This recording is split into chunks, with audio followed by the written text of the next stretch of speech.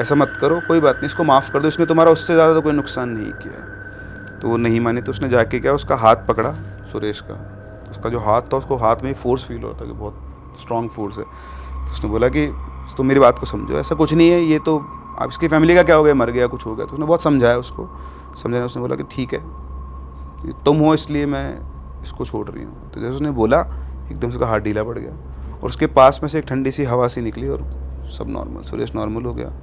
बहुत ज़्यादा थकान सी उसको फील हो गई थी, तो उसको तो लिटा दिया। बाहर निकला गेट से, बोलता है कि अब सब ठीक है। फिर वो पुजारी जी के पास गया, तो पुजारी जी ने पूछा कौन थी, तो वो पवित्रा ही थी, मैंने उसको समझाया है और अब वो चली गई है।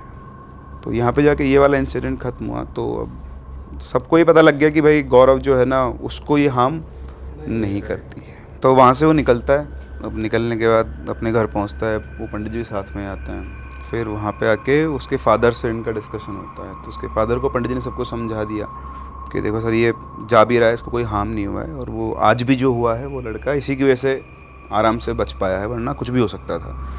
तो उसके फादर भी समझते थे। तो उन्होंने, पंडित जी ने कहा कि देखो गौरव, तुम ही हो जो अब उसको मुक्ति दिला सकते हो, तो तुम उससे बात करो और ये देखो कि क्या हो सकता है, क्या नहीं हो सकता है। तो उसके फादर पहले तो थोड़ा वो रेजिस्ट करे, फिर उनको समझ में आ गया कि ठीक है। उन्होंने बोला कि ठीक है, ये बिल्कुल सही है, क्योंकि ऐसे अगर गांव में चलता रहेगा तो फिर कोई सोल्यूशन नहीं निकलेगा।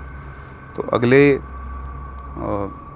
नेक्स्ट डे, मतलब वापस से गौरव शाम को वही 5-6 बजे के आसपास वहीं पे जाता है। उसको कोई आवाज़ नहीं आती, बहुत देर तक बैठा रहता है। फिर वो वापस से सिगरेट जलाता है। तो जैसे ही सिगरेट जलाता है, वापस से उसको आवाज़ आती है कि तुम स्मोक मत करो, मतलब सिगरेट नहीं पीनी है तुमको। उसने बोला मैं पी नहीं रहा था, तुम आई नहीं रही थी तो मेरे को जलानी पड़ी।